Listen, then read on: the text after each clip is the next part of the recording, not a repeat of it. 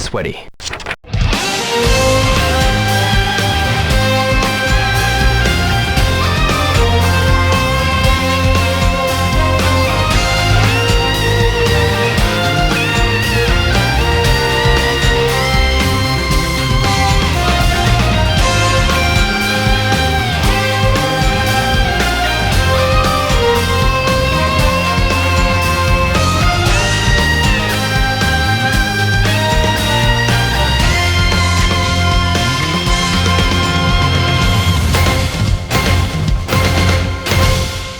Hello and welcome to the Shenmue Dojo Show Season 5, Episode 8, Christmas Special. I am James Brown and I'm joined by the gift that keeps on giving, Matthew Oliver. Are you feeling festive, man? I am, actually. Now we're Really? in December. Yeah, and getting ready for Christmas. We start putting the decorations up, so we are getting into that Christmas spirit in this house, which is good. I've got all the food and the mince pies and everything in, which I'm going to stuff my face with over the next month, and then I'm going to regret it all in January. How about you? I'm a bit jealous actually hearing about the mince pies because I don't think they sell them in Japan. I wouldn't have thought so. Oh. Yeah, I can't imagine. If George hasn't even heard what a mince pie is, then I can't imagine Japan have, but maybe. I'll have a look. They don't really celebrate too much apart from they call them illuminations, but there's a lot of Christmas lights knocking about. But from the people I've spoke to, none of them really celebrate Christmas. Ah, okay. That's different, but fair enough. Yeah, I guess it's more of a Christianity thing, isn't it? And Japanese people true. Quite into Buddhism and those kind of religions, etc. But yeah, joining me and Matt today, we've somehow managed to wrangle the 3 different time zones together to make this work, but returning for the 3rd year in a row, it's George Kitchen. George, we're definitely deep into the Christmas period right now, right? Hold on, my mince meat pie is almost done. A typical American tradition of mince meat pies, yes. Sounds good, man. Thanks for having me, though, guys. I appreciate coming back again. Yeah, you're welcome, man. Especially, we're recording this at the tail end of November, so that's why everyone's feeling so festive. But I'm sure with a little bit of Christmas music in the background, the show will definitely feel festive. We'll make it work. Yeah, we'll make it work. Matt, so before we start today's show, would you like to give a quick mention to a couple of the milestones that we're celebrating recently? We've got the Shenmue PAL anniversary and ourselves as well, right, Matt? Yeah, the dojo. So I'll start with our one first. I guess because we've been so busy, we actually didn't really do very much for it. But Shenmue Dojo turned 25 in November, which is an insane milestone. Absolutely bonkers that this website's been going for as long as it has done. And it's also scary that James and I have been owners of the place for 20% of the time it's been online, having just sat and done the quick maths. When you put it like that, yeah. It's it's a pillar, isn't it? It's a pillar of the Shenmue community. Obviously, it's the oldest Shenmue fan site out there, without question, and has had a massive impact on the series, the community, for as long as it's been around, and will continue to do so even long after. Eventually, hopefully, we've got Shenmue 4 and Shenmue 5, and James and I can put our feet up and go into retirement, which would be lovely. That it will continue to. So yeah, that it's just insane how this website is still running even now. Jibby put together again. I think he outdoes himself every year actually with the logos he puts together. He's designed our 25th logo as well, James. Yeah, I agree, man. Weren't you thinking of doing another pin, all being well? That would be the plan. I'd love to do it. It's just logistically now being in Japan, but I think we could probably work something out together, right? Where maybe you could ship them, Matt. Yeah, we'll work it Might out. work. Yeah. So that would be something I'd really like to do, because I think the pin badge last year seemed to go down really well, and it did. It wasn't particularly a flagship kind of milestone, whereas the 25th one, I guess, feels a little bit more special, I guess, because of that number. It's quite an achievement that a website has sort of stood the test of time for 25 years. 24 was great, but 25 actually sounds like a milestone. It does, doesn't it? It's that sort of quarter century, which is insane, isn't it? You sit there and go, and the next one's 30, which is scary as well. So it won't take long. That'll come round quick, man. Blinking, we miss it. My little one will be in school by then. And we'll probably still be waiting for Shenmue 4. We might have Dreams of Saturn 7 though by then. Dreams of Saturn 7, maybe. We'll see where we are from there. But yes, that's the dojo anniversary as well. And then Shenmue in the PAL regions turned 25 on the 1st of December as well. So that's the final region that got Shenmue for the first time, all the way back in the year 2000, which was again a pivotal moment for everybody. I went on to the Dream Pod actually for Dreamcast Junkyard, and we did a podcast celebrating all of that. So if you haven't checked that out, go and do so, because that's a real sort of look back at how we just enjoyed Shenmue and the release and everything around it. And I will add that actually at the end of December, it turns 26 in Japan. So that's crazy. The anniversaries keep on flying through. And then we're getting into the 25th anniversary for Shenmue 2 next year as well, which is bonkers. So hopefully we get some flipping news on Shenmue 3 Enhanced and Shenmue 4 over the next year. That would just be the icing on top of that cake, I think. Yeah, there's like a load of anniversaries all squashed together right at the tail end of every year, aren't there, really? When you've got like America and then PAL and then Japanese gets like the next year's thing at the end of the year. You know, you're talking the Dojo website, the Dreamcast celebrates around this sort of time. So there feels like there's a lot at the tail end of the year. So a lot to celebrate anyway. George, any sort of feelings from you on 25 years of the series so far? Like, how are you feeling this deep into not only your life, but the series after 25 years? Wow, you phrased it like it's... Well, we're all 25 years older than when we first played the game, so... I feel like I'm laying in my hospital bed and you or on either side saying, before you die, how does it feel? I don't know. It's to think that I'm 45 years old now, and I was playing these games as a teenager and 19 years old. Yeah, I don't know. I don't want to get all poetic or go on a long monologue, so I'll just say it hurts and it feels good at the same time. You should have stopped after it hurts, yeah. Definitely. Oh, by the way, Matt, do you know which Shenmue character owns a Ferrari F355 car? I don't. Meow, son. Oh dear God. We're back. Merry Christmas, everyone. I think that was a good start, honestly. Oh, thank you. It's about time one of them landed. That wasn't even my joke, actually. I stole that from Rich on the Discord. So did you? I didn't even see that one on there. Yeah, I said I'd come back to that one. And I've actually stolen another joke for later that we'll get to. I think George might know which one that will be. I would stop while you're ahead. Okay. Right, so we're going to play a little bit of Dreams of Saturn music now, just to get in the swing of things, and then when we come back, we're going to interview George on the latest version. So yeah, stay right there.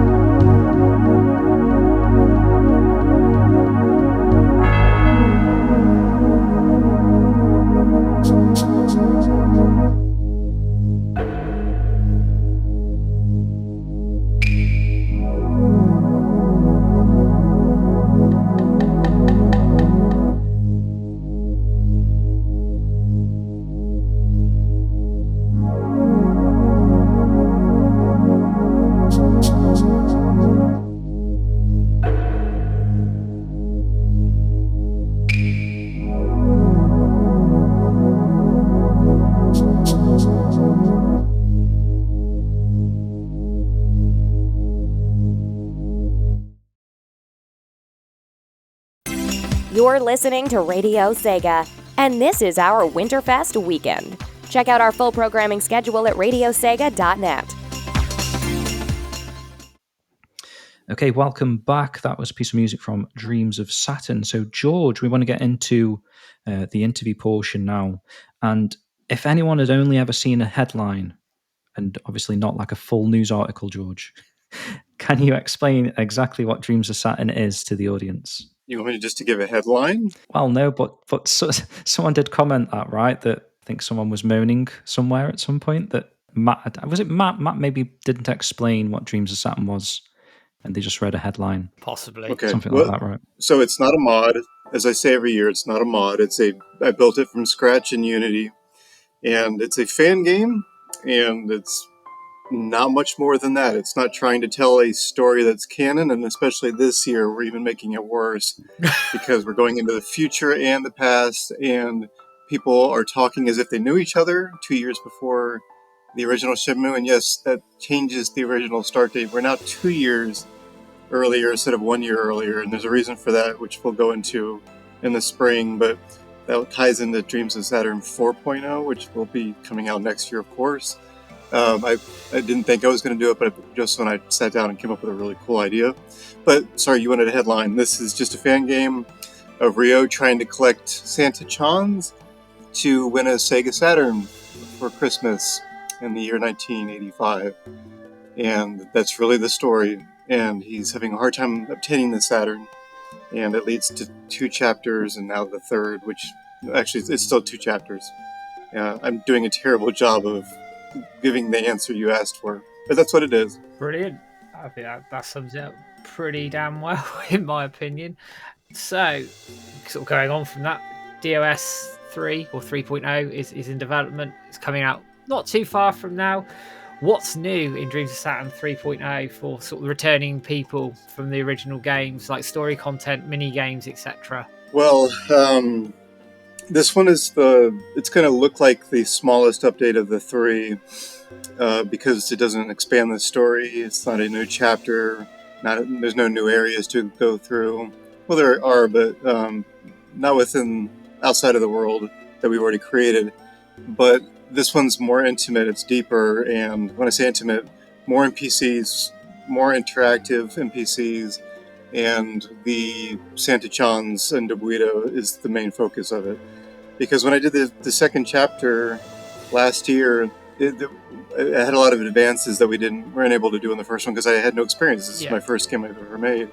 So now I applied a lot of that and more to the Debuita Santa-chan search, and instead of walking into a shop, and people were complaining because like after hours of zooming in on first person trying to find a buried Santa-chan in a corner of a room, I still have that to a degree, but not nearly as much. And so each shop now has its own sort of theme and mini game attached to it. So now, even this morning, I'm working on it right now. There's so far I have 20 of these that you don't walk in and walk out. You need to save the game this year before you go into any shop, because there's a good chance that you're going to be there a while, or you decide to give up and load a save. Interesting. So you got to be prepared as you go into a shop, and it's going to take some time to get out. Some of them, 2 in particular, are going to take at least 30 minutes to get out of. Wow. So in a game that's already 13 hours long on average from people, I think we've got it up to like 17 hours just on the main story. So that's really the whole focus, is when you walk into a shop this year, I'm trying to surprise you with some kind of mini game. I mean, honestly, the slot machine in the slot house, it could be its own game at this point. Because it just started off, I finally decided I'm going to work on making a slot machine. Now it's got 6 prizes attached to it. It's got 5 levels of increasing the multiplier, and then a bonus round that I've added to it, which multiplies it up to times 96, which starts getting these numbers to insane levels. And I have a little cutscenes for this that I've added, and as you're reaching higher scores, and the colors change of the whole platform, it's like I can't stop working on it, and it's really screwing up the game because it's all I'm focusing on for the last 3 days. What I do like about what you do, George, is you don't just settle really for stuff. You like kind of want to keep improving it. You're kind of like a George Lucas with the Star Wars films. You like trying to find ways to add new things to sort of old content, which perhaps didn't work as well in Star Wars. But whatever you're doing with Dreams of Saturn is like is really, really improving the game. I do understand maybe some people that might want to experience the original Dreams of Saturn, how it was originally, and like the Dreams of Saturn 2.0, how that was originally, without like the changes that you've made. Is that still possible, or are you kind of like forcing the new experience on everyone? Forcing the new experience on everyone.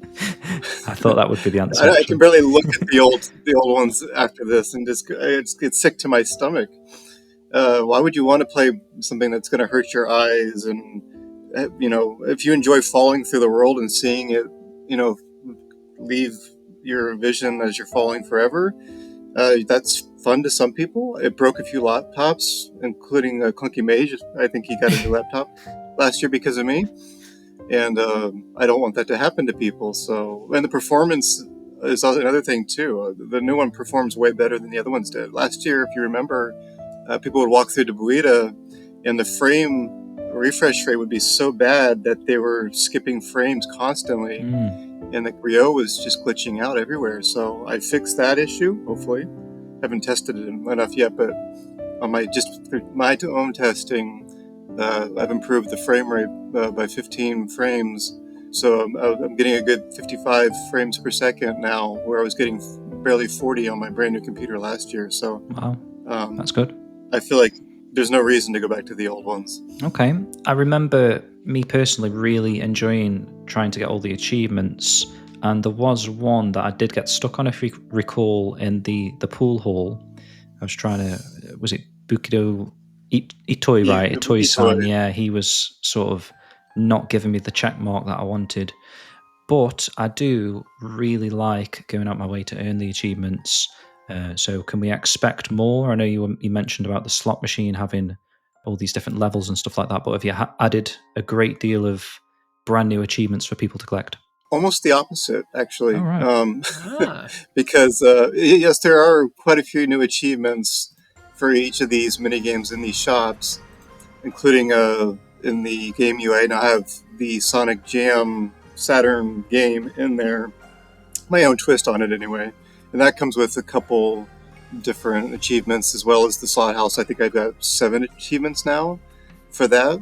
But I got rid of a couple things that are staples, like the Sakuragaoka Santa-chans, and the flowers are gone. And one I had to because there's no economy in the game anymore.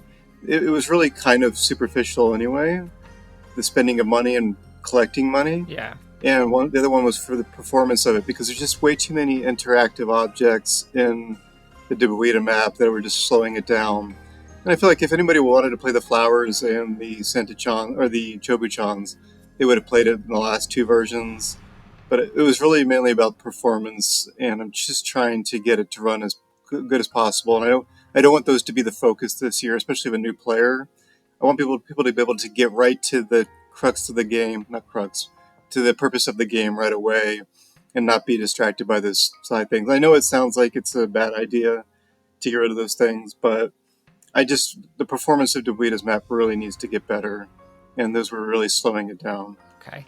Was that sent, I guess, sort of part of player feedback as well then, to sort of, I guess, improve the technical performance of the game, but also to sort of streamline things a little bit so people, like you say, can get into the action a bit more? Yeah, because the game's, like I said, was 13 hours last year. That was just the main story. I watched quite a few streamers who got it over 13 hours, but anyone who tried to get everything, it took them probably 15, 16 hours.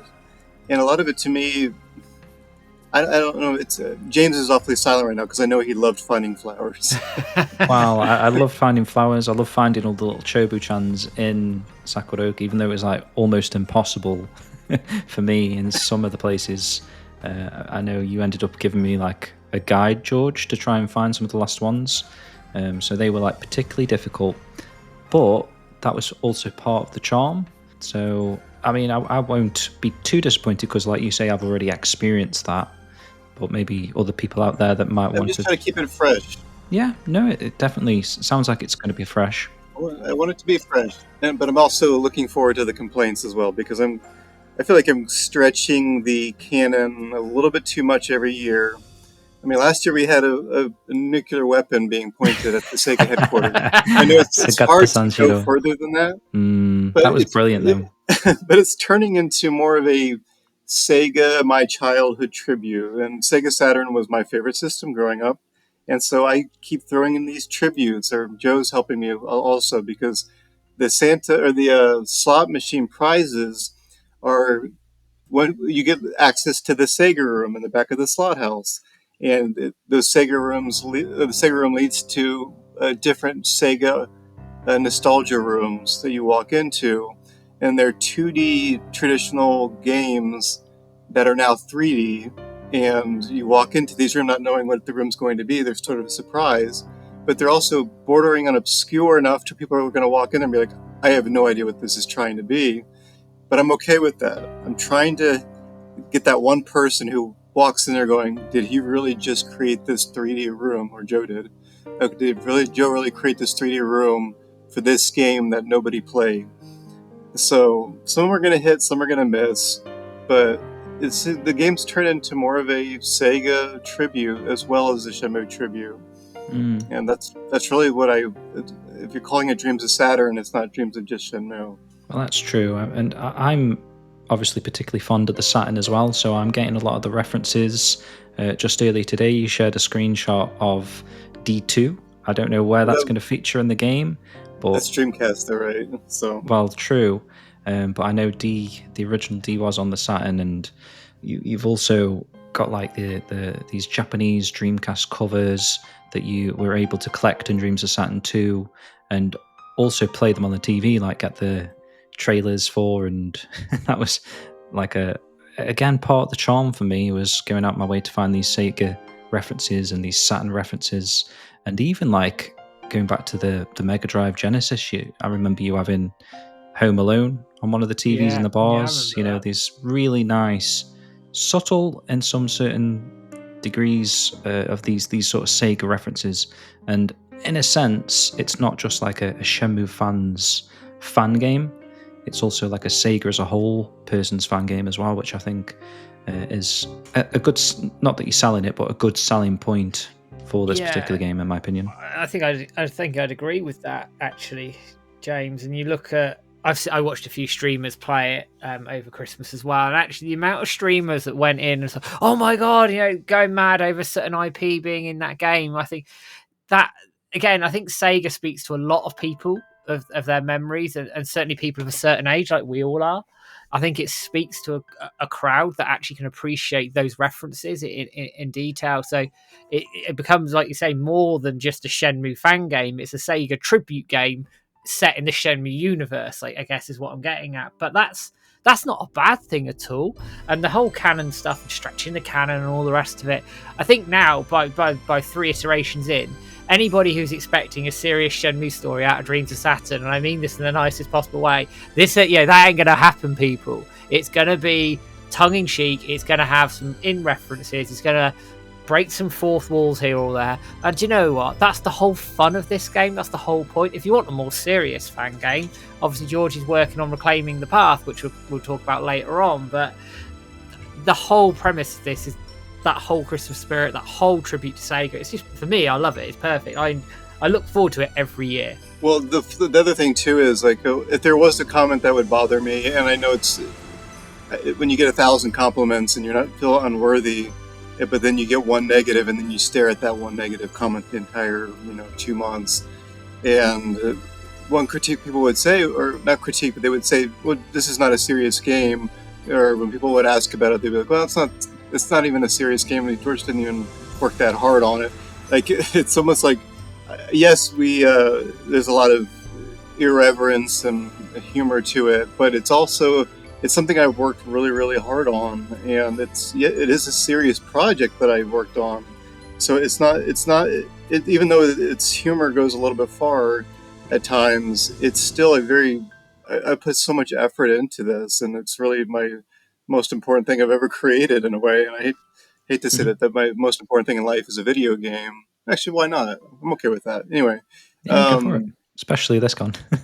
yeah. So it's like this is not just something I threw together. A lot of it was thought out, and I think about it laying in bed every night, and I work on it. For the last week, I worked on this thing almost 14 hours a day, maybe more on some days, just trying to get this as worthwhile as possible, because I don't want to waste people's time with a broken game. And with the bugs of the first year, and then even last year we had a few bugs. That's one thing I wanted to make sure I mentioned today is a lot of these bugs are not going to be here this year because we're not expanding the universe. We're not having a lot of things reliant upon each other. These are all side content kind of stuff in these shops. So the chance of game-breaking bugs are very, very low. And so we're not going to have the same bugs as we did the previous 2 years. So anyway, Interesting. that's about all. Yeah, well, I will pick a little point up on that. I do also think that Dreams of Saturn has a lot of heart in there too. There is these nice cutscenes that Ryo's sharing a little bit more time with his father.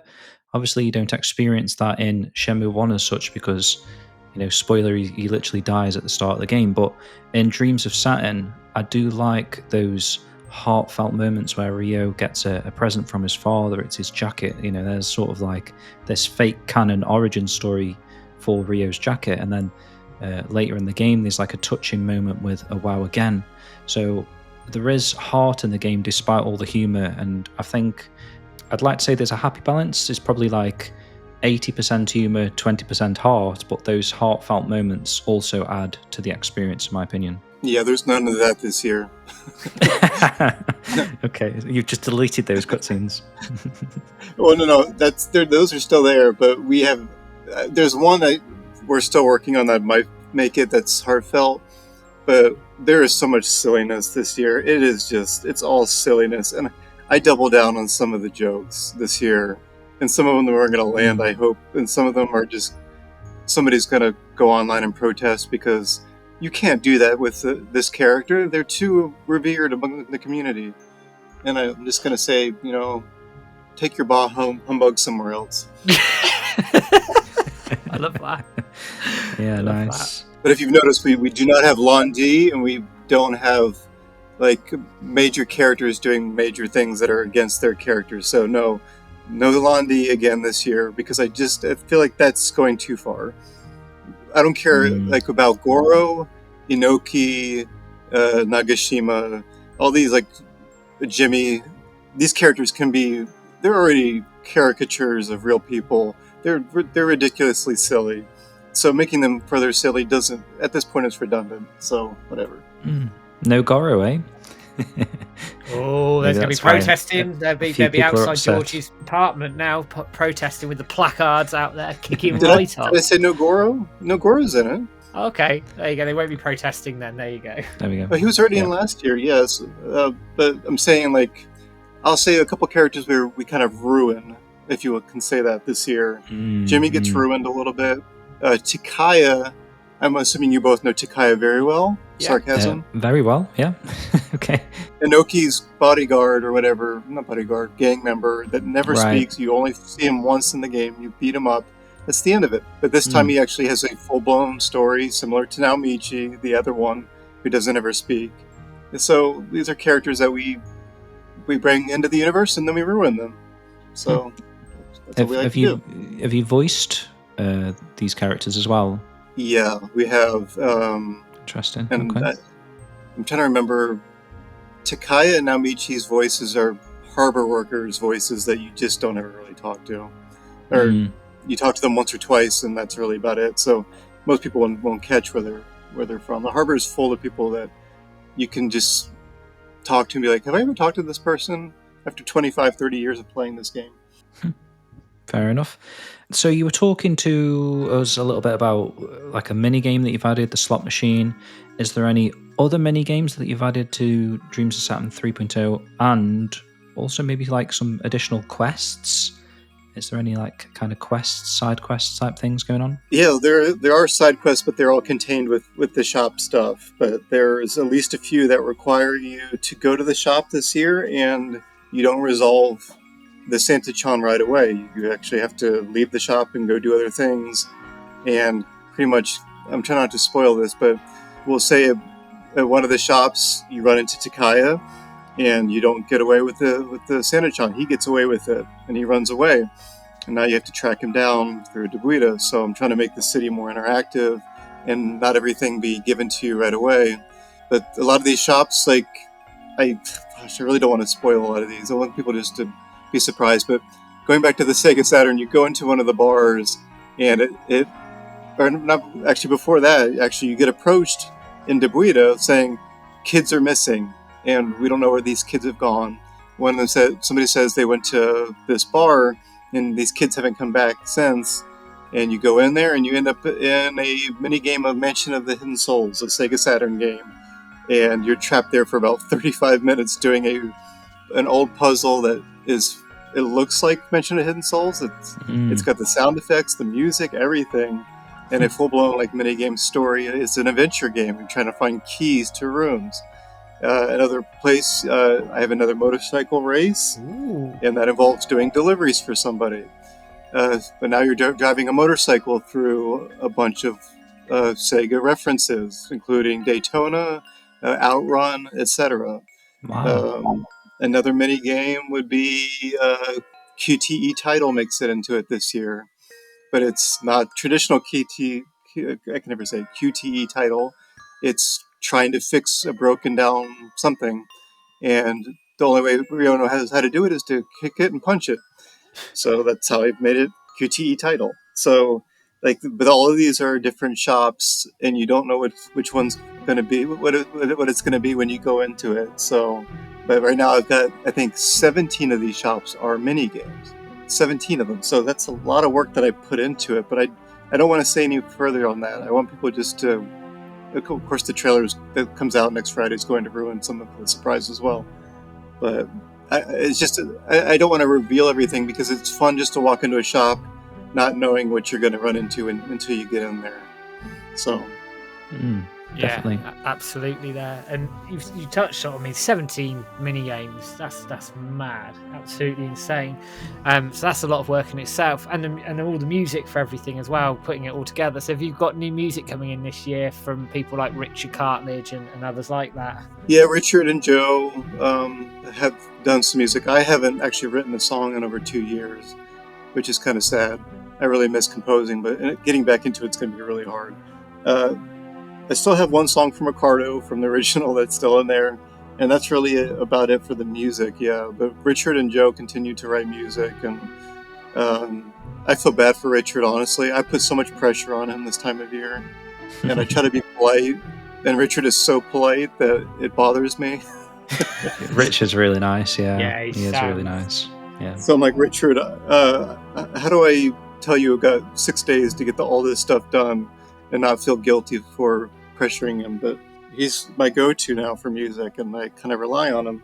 So I hate trying to put him in a bad mood by applying pressure, but it's crunch time. But that's nice though. You can rely on his music, and he always pulls through. And actually, I think you said this last year. His music, and I think you probably agree with this. Actually, from when he started making those Shenmue tracks to where it is now, actually, through all of that work and collaboration with yourselves and other people, his music's come on really, really well. I think over the years, and I think it shows. It sounds so authentic. Yeah, it does. It sounds really, really good. I mean, George, would you agree? Yeah, and I feel like even this many years later, he doesn't understand how good he is, which is great. Honestly, it's refreshing. He never thinks that he's as good as he really is, but I've known him for almost 10 years now. I think it's been 10 years now, and I can't believe how good he's gotten, and he deserves a career in music, and I wish he would pursue it. Yeah, I'd agree. Yeah.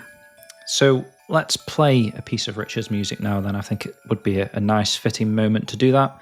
So we've got a piece of music here that's titled Quiet Morning.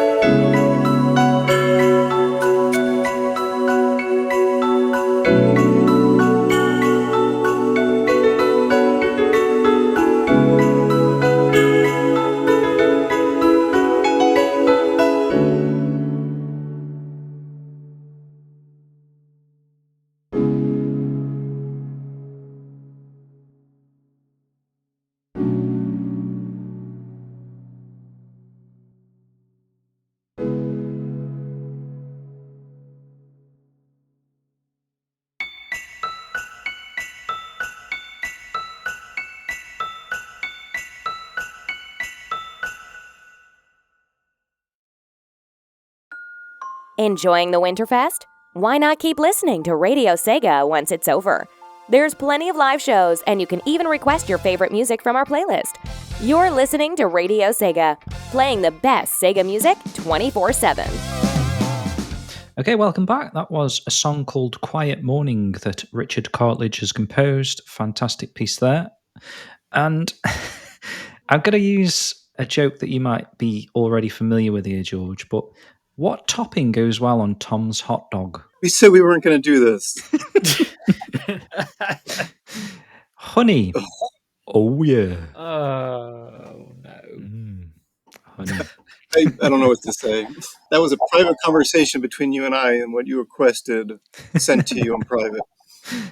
I thought it was a nice joke to add to the list here. So, moving on then, George, a lot of people probably would already consider Dreams of Saturn 2 to be a great game, myself included.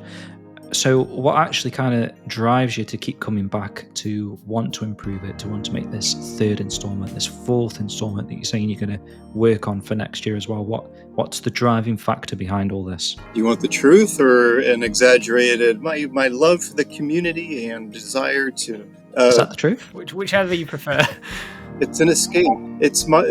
It's a way of dealing with aging and making your childhood not, disappear. And I feel cathartic feelings when I work on this, and seeing one of the old video games that I used to play as a kid now in 3D after Joseph did this on creating and wandering around and listening to the old music. It keeps me connected to my childhood, healthy or not. And, getting into my mid-40s to my upper 40s and 50s around the corner, I refuse to let my childhood go. And I honestly, there's people that I follow, like Happy Console Gamer, if you know him, who are older than I am in his 50s, and I feel comfort with that. And I just don't want to be somebody in their 50s who has forgotten their childhood and moved on to other things and adulting and all this stuff. I prefer my dream world of living in the clouds, and working on this game every Christmas is a way that I don't want to say the word cope, but at the same time, it does help me feel better about myself. That's not the only reason I work on it. Obviously, yes, I love making people happy and giving something for people to do during the holidays and bringing the community together as much as I can. It's not my responsibility, nor do I want to put myself on a pedestal. But it's just it makes me happy to see other people enjoying it. And Clunky tells me about when he's playing it, and his sister walks in the room and sees Rio get hit with a forklift and shot across the room, and they start laughing together, and that makes me feel good about myself. And this sounds very selfish as the way I'm describing it, but if I'm being honest with you, that's really important to me. It's keeping me sane. It's making me happy, and I don't think there's anything wrong with admitting that. I think that's a good answer. Yeah, I mean, there's nothing wrong in any of that, actually. People make things because they are passionate about it, and they have a desire to share that with wider people, so they make music, games, videos, whatever it is. So there's always going to be a driving factor like that behind it. And then, like you say, going into the childhood, reflecting on all of that and enjoying and getting those memories back from all the Sega titles and everything else that goes with it. Like you say, it's nostalgic, it makes you feel good. You look back and don't forget the fun times that you had when we were growing up and everything else. And that's quite powerful, actually, that a game can do that, be it a fan game or not. The fact that it's there and people can access that and enjoy that through that is exactly what you want. And it does bring the community together. Obviously, it's in a different way to what James and I do, for example, but it's equally as important, because actually it gives the people something to talk about, to rally around, to enjoy together. As you say, it all matters in the wider scheme of everything around this whole community. So I do think it's vitally important, just in a different way. But I also feel like there's a selfishness on my end of it too, because I think honestly, making a game like this, I know that people are going to play it, and I know people are going to enjoy it. And then there's people like you guys, not just the show that you do, are exclusive from the show that you do, and then people like Jibby and Soon all these people behind the scenes who do a lot of the mundane work to, like, every month, the 4th, all the work that they put into it, and the website maintenance and the Discord running this stuff, making these updates that you all constantly do that are behind the scenes stuff that gets no recognition. That's harder work than what I do, because I know people are going to play this versus what you do, that you may not get the notice or the thanks for it. And I think that's, to me, I admire that more than the work that I do. That's nice of you to say, to be honest. And yeah, I echo those sort of thoughts for giving a shout out to everyone that works hard behind the scenes for the dojo. And I think that is a sort of a nice tribute there, George, actually, for mentioning that. It's nice of you to say. But almost certainly the amount of effort and work that you're putting into Dreams of Saturn isn't going unnoticed. And I know behind the scenes, some of the stuff that you keep mentioning to us about what you've added to the game behind the scenes, and the amount of effort that you seem to be putting in each and every night. This is a hobby, but it almost sounds like a part-time job for you in that sense as well. And then on top of that, you've got Reclaiming the Path, rather, which is another fan game that you've been working on. So this and then this game in what is 2025, I guess, since you released Dreams of Saturn 2, that's a crazy amount of extra work that you've been putting on yourself. So I do think it's okay to give yourself a little bit of credit in that regard, and if not, me and Matt will give you some credit for it, because it is pretty inspiring, to be honest. Yeah, well, I mean, to say it is a job is partially true. To be honest with you, I've lost money on this stuff. I've spent my personal money to get this stuff done, as well as the time away from work that I could be making money to work on the game. And I don't want that to come across as me demanding appreciation for that. That's my own choice. But it's definitely, it can be taxing, the stress, the anxiety that I get. I get stressed out every year that I work on this, but that's part of it's worth it.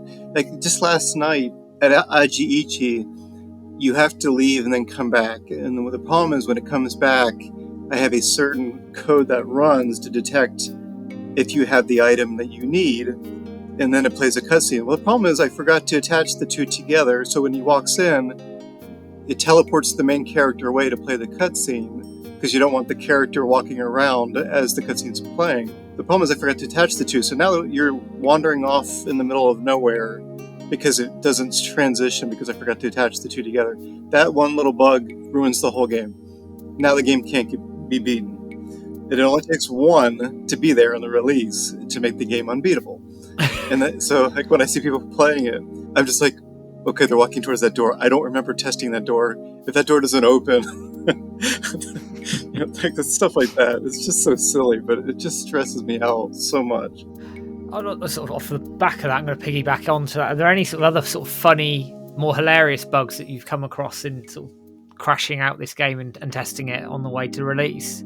I mean, if you like watching Ewell bounce across the room and be upside down as he's talking to you because I forgot to attach what we call a kinematic collider, because they all have what we call rigid bodies where they are influenced by gravity. Yeah. But if you don't freeze them in place, you walk up to them and your collider bounces against them, and all of a sudden they go flying across the room. So Ewell was upside down talking to me like he was Yoda on a tree branch, having a very serious conversation. And I also have it where Ryo, his neck is inverse kinematic, which means it will keep his head, his neck will move to keep looking at the person doing the talking. So I was watching Ewell fly across the room. I'm watching Ryo's neck constantly keep track of where he's at the same time. And I wish I would have recorded it, because I would have kept it in the game too if I could have recreated it, just to watch the ridiculousness of it. But just for a blooper reel would have been great. Yeah. Oh, like one of those older Hong Kong films where there's like a bit of a bloopers reel in the credits. That would have been quite fun. Yeah. Well, the funny thing is, Jackie Chan obviously is the one that is famous for that, and like a lot of the choreography and the fighting this year, I feel like I've upped it even more than last year, where I've gotten really good at camera work and creating more powerful looking moves with better sound effects design. I'm getting better every year that I work on it, and my inspiration really is a lot of these 80s and 70s Hong Kong films that I used to watch religiously, Jackie Chan in particular, and Project A, Project A2, the Police Story movies, Miracles, Wheels on Meals, Drunken Master 2. Great films. I love all these films, and the power of the martial arts is particularly the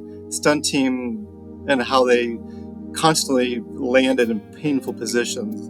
And so I've really kind of harnessed that this year even more to some really violent looking fighting scenes, which I think is okay. It's acceptable, right? I don't know. Yeah, absolutely. Yeah. Why not? Yeah, it's not a kid's game, is it? I mean, Ewell doesn't exactly die pleasantly, right? True. Gets battered, and actually it's implied further in the game that people are getting thrown in the sea with concrete boots on, so True. I wouldn't be too worried. Yeah. Some dark undertones for sure. Well, speaking of dark undertones, though, D2 is not confirmed, James. I was just trolling the chat. Joseph and I are debating whether D2 airplane crash with dead bodies everywhere is appropriate for a Shenmue fan game. I don't see why not. We're still deciding on It could work, I guess. Why not? Yeah, why not? So Why not? we were giving everyone kind of a shout out about 5 minutes ago. So I was just wondering, does Joe deserve a shout out? Is he still helping at all with Dreams of Saturn 3.0? Is he producing more cutscenes for you like he has done previously? Shall we give Joe a mention, do you think? Nope. Okay. Next question then, Matt. No. Yeah, I mean, he's updated a few of the old cutscenes, but he's also been doing a lot of these recreation of old games for me. Plus, he puts all these characters, he puts them in the blender and gives them bones, and sends these over to me. So he's modeling the characters or rigging them for you. So a lot of the work he does is just a lot of the behind the scenes stuff, but he is updating a few of the videos. He's got a couple new ones that he's working on. One of them is another ridiculous video of just a cutscene that happens fairly early on. But yeah, it's what he always does every year. But this year he's not doing the ending last year for 2.0, that whole rocket ending, which honestly, that video took him a good 3 months of work putting that together. I don't know how he did it, honestly. You watch it and it flies by and you don't realize the small stuff that are in that scene and how much work that really took, but it really exhausted him last year. Yeah, God, because you've got to rig everything. You've got to... That is... Anybody who's made videos will know how much work's gone into that. Actually, that is... Yeah. I will say it was outstanding. Yeah, just insane amount of work. The whole choreography of that whole Sagata Sanshiro ending as well. Even in the sort of the after credits where he's running through the forest like Shenhua, and I absolutely loved it. I thought it was awesome. It was brilliant. Yeah, there's reverence too that we're being not respecting. That famous intro of Shenhua running through the forest in the intro, just to have Segata run faster than her, run by her, and she trips over a branch. I'm shocked that he's even there. Yeah, that's irreverent. And I did get a couple people last year who said, I saw the rocket in the trailer, I'm checking out, not interested. And it's no, that rocket isn't just me going, hey, wouldn't it be cool to watch a rocket blow up, Shenmue. No, it's a tribute. It's a Sega nod to something from the 90s. For people who haven't played it yet, it's a tribute to an old commercial of Segata Sanshiro jumping on the rocket as it's being shot towards the Sega headquarters. Nothing's done just to be edgy. It's all tribute to anybody that's nostalgic for old Sega. So some people didn't understand that. They thought it was just me being a meathead saying, yeah, let's have a rocket blow up everybody, because that's clearly not Shenmue, and that's not the point. No, completely not the point at all. I guess on that, again, I'm piggybacking off of this. In terms of feedback for Dreams of Saturn 2.0, good, bad, or indifferent, is there anything that stands out that came from the community? As far as critiques? Yeah, critiques, good or bad.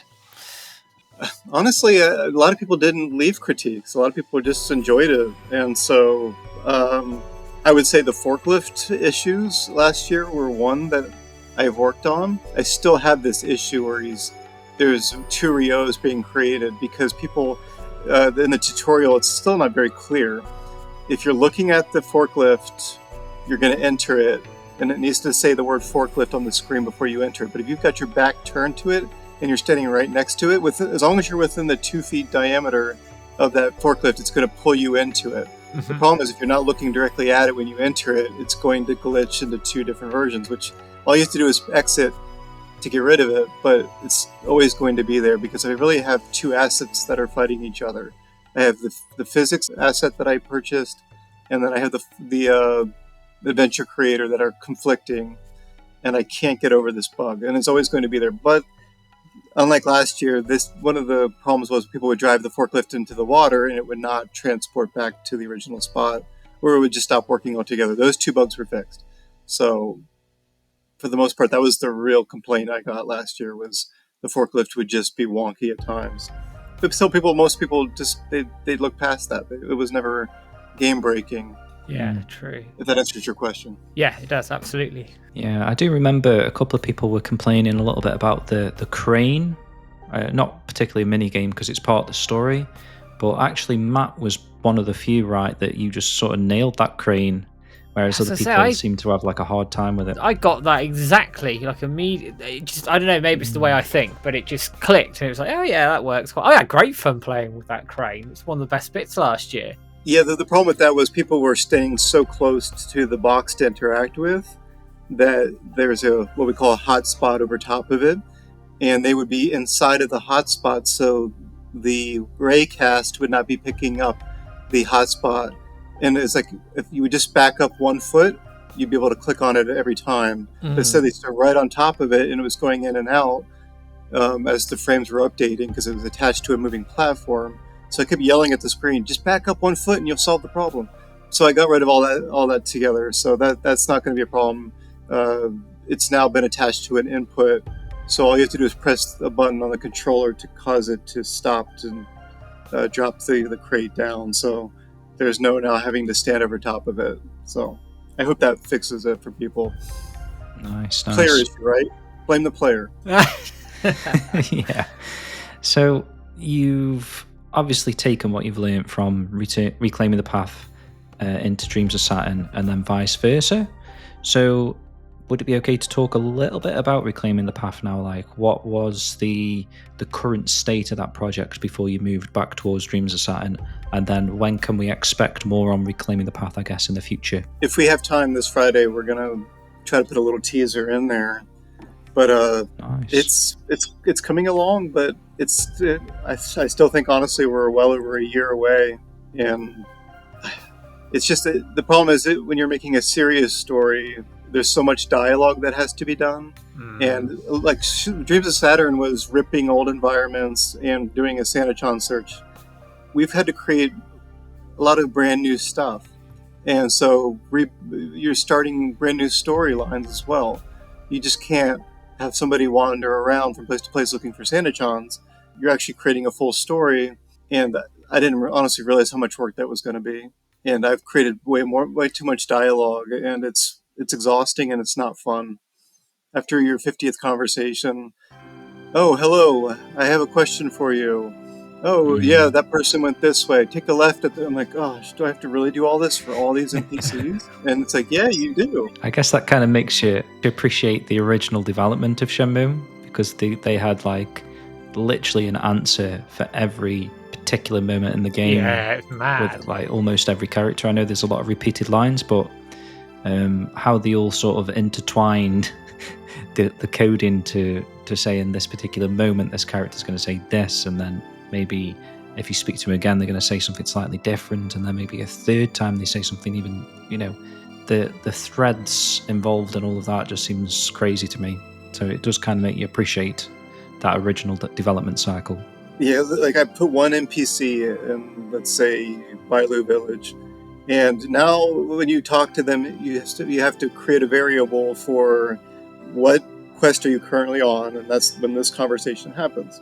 And you're adjusting camera work, you're making the mouths move as best as you can with the words being spoken. You're now adding subtitles to it, which people have been begging for forever. And so now I have to write. I'm not a writer.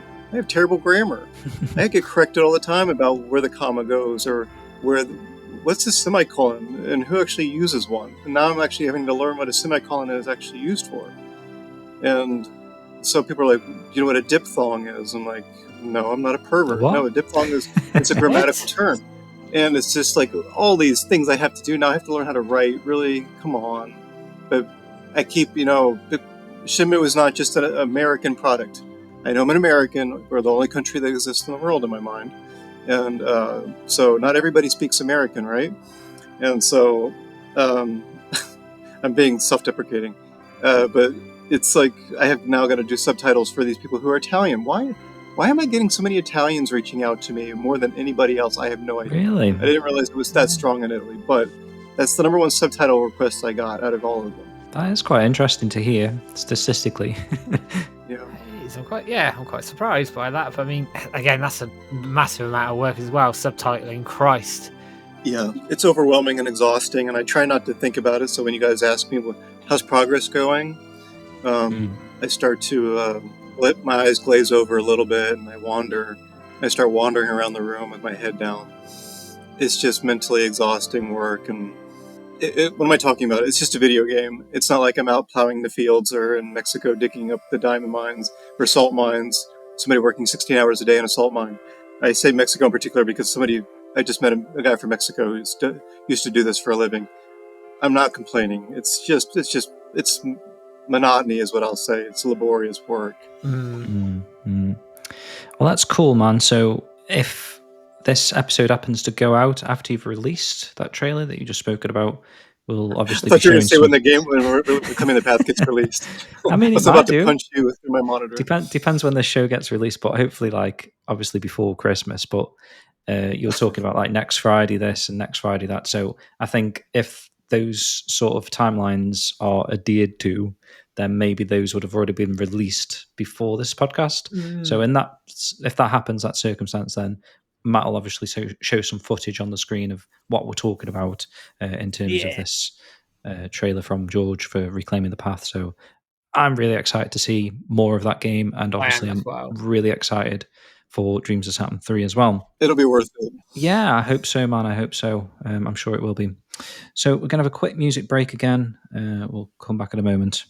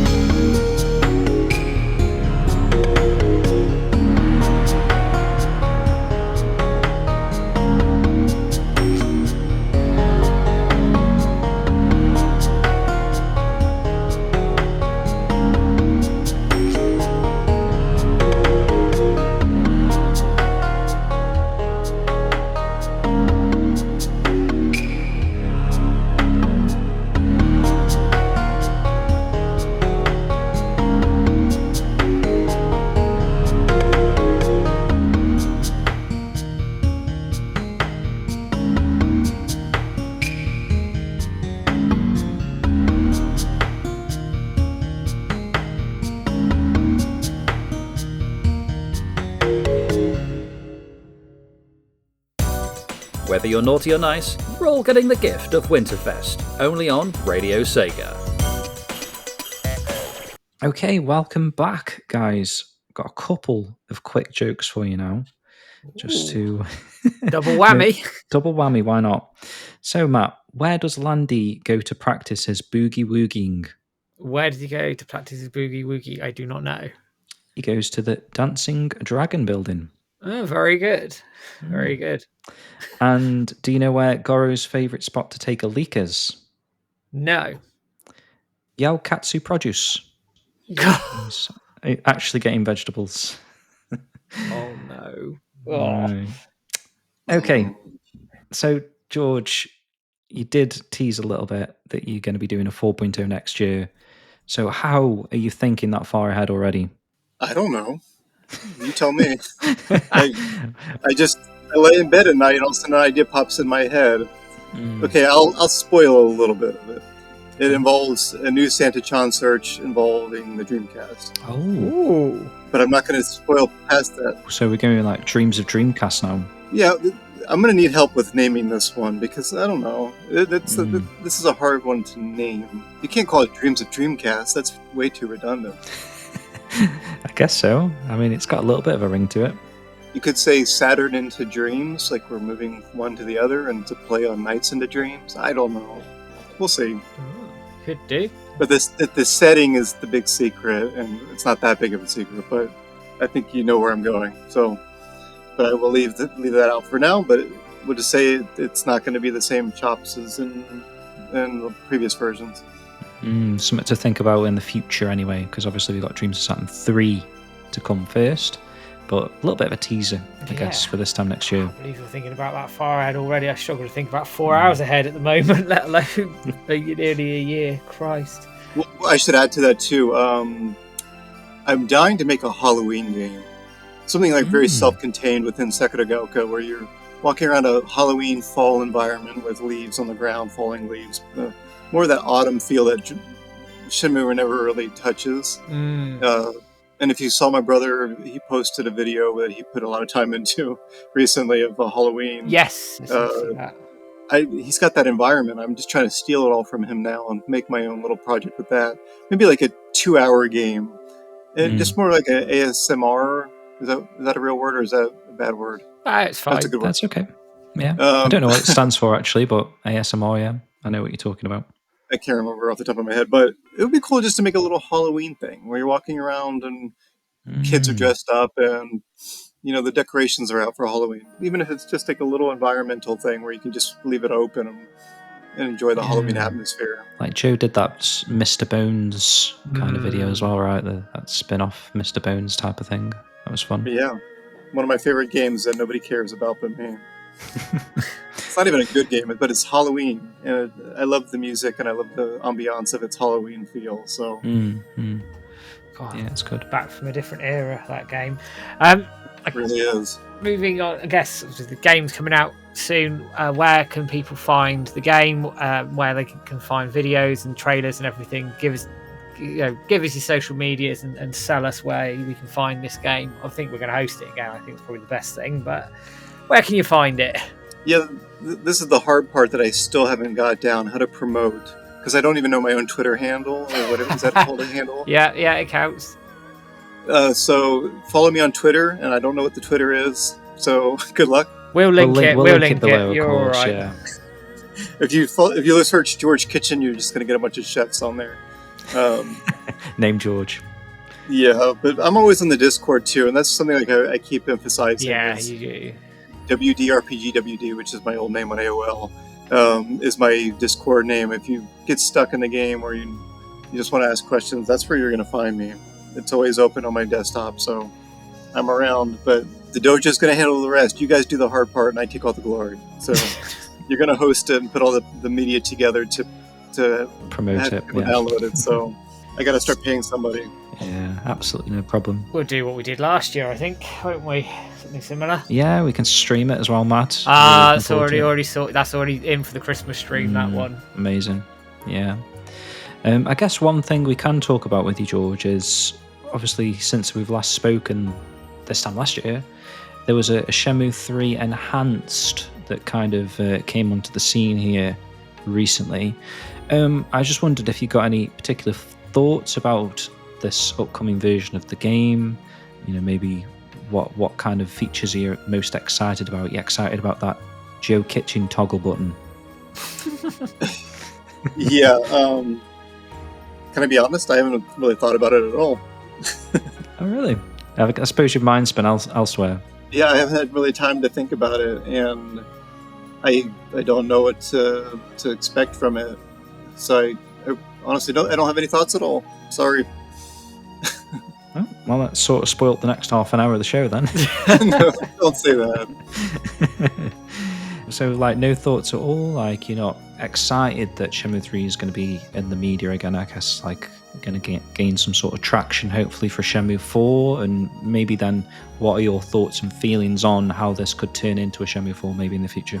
I mean, I'm optimistic, I guess, for it to come out and bring more attention to it. But at the same time, I've already beat it twice, so I personally don't really... Isn't it mostly mechanics that are being updated, not actually content? It's all mechanical stuff, yeah. Quality of life, because they just haven't got the funds to go and smash out new content. Multi-platform, I suppose. Yeah, so for personal reasons, I'm not overly excited for myself since I've already beat it twice. But if it can bring attention to the community, or the community of the game itself, and lead to a Shenmue 4, then wonderful. But over the years, we're always in a wait and see process, and so there's a bit of we try to keep an even keel at this point and hope for the best, but expect, I'm not going to say the worst, but I don't know. I'm just going to keep myself contained with my optimism. Okay. And hope for the best. Fair enough. And so I guess, have you got a Christmas message for the listeners out there, George, or something that everyone can take away with them as we sort of wrap up the interview portion? Yeah, I have a very thought out, deep message about the meaning of Christmas, and it's to play Dreams of Saturn 3.0 on the 19th. Is that not deep enough?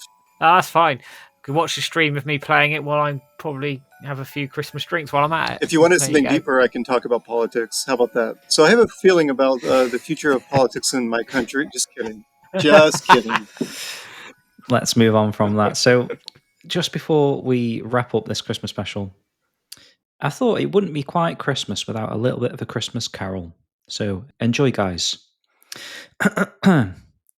On the first day of Christmas, my Shenhua gave to me a sword with a prophecy.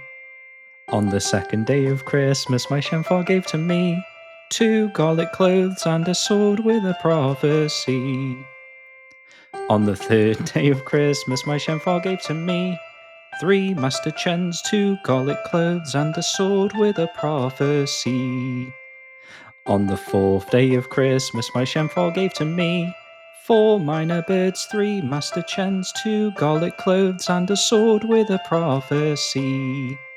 On the fifth day of Christmas, my Shenhua gave to me 5 colors spring, 4 minor birds, 3 master chens, 2 garlic clothes and a sword with a prophecy.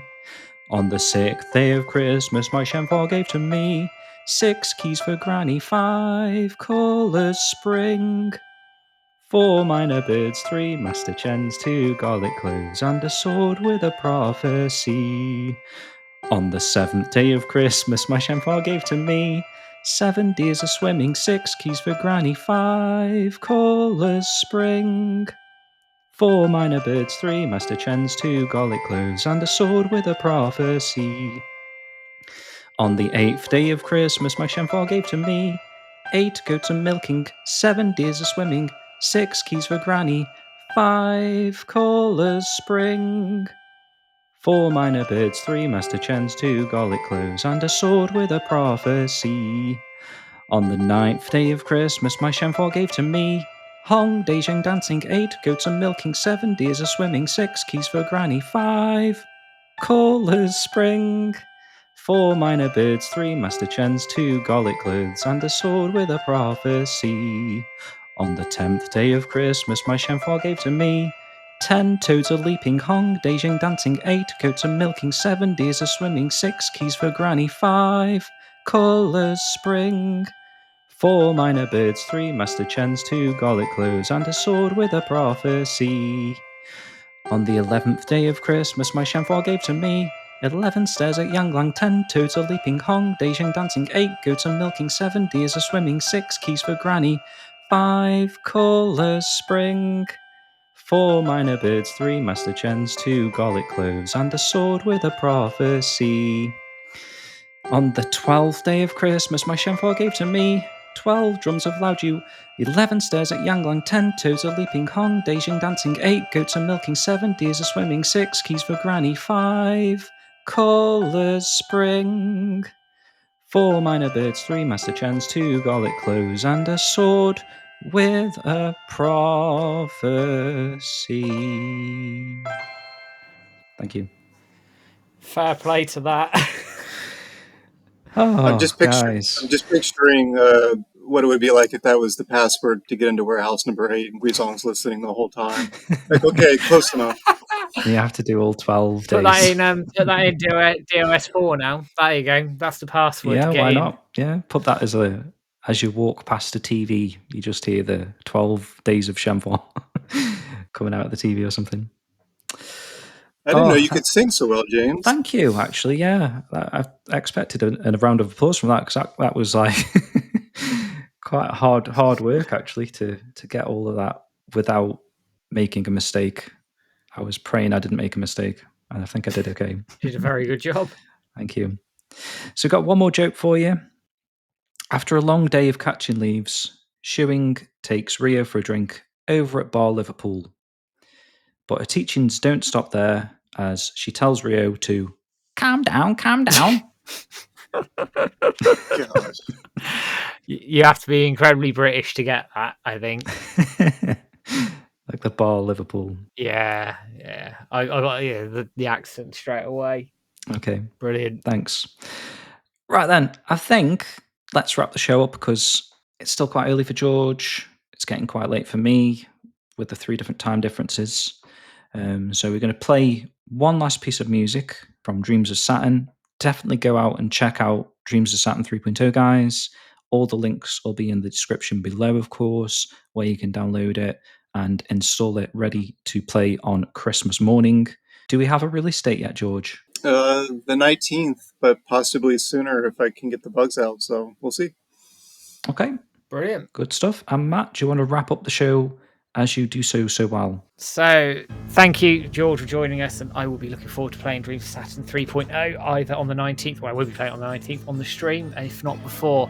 So, for anybody who wants to find us, you can find us over on X, Shenmue_Dojo, Facebook, Shenmue Dojo, Instagram, Shenmue_Dojo. You can find us over on Twitch, twitch.tv/Shenmue Dojo, Blue Sky, ShenmueDojo.com, YouTube, Shenmue Dojo VOD. Our website is on ShenmueDojo.com. We have the forums on there as well. And if you want live in the moment discussion, including Dreams of Saturn 3.0 updates from George, join our Discord server. The link is in the YouTube description below. Thank you to everybody in the Shenmue community who's been coming out over the last year for the tweetathons, the content, and everything that has gone on and around the community this last year. Things have really taken a good turn. I'm looking forward to what 2026 will bring, starting with Shenmue 3 Enhanced, when they tell us when the bloody thing will release. Good stuff, man. So yeah, thanks so much, George, for coming on the show again in this sort of annual yearly tradition. Thank you. And Merry Christmas, everyone. Hope you all have a great Christmas period, yeah. And Happy New Year, I guess. Merry Christmas! Merry Christmas.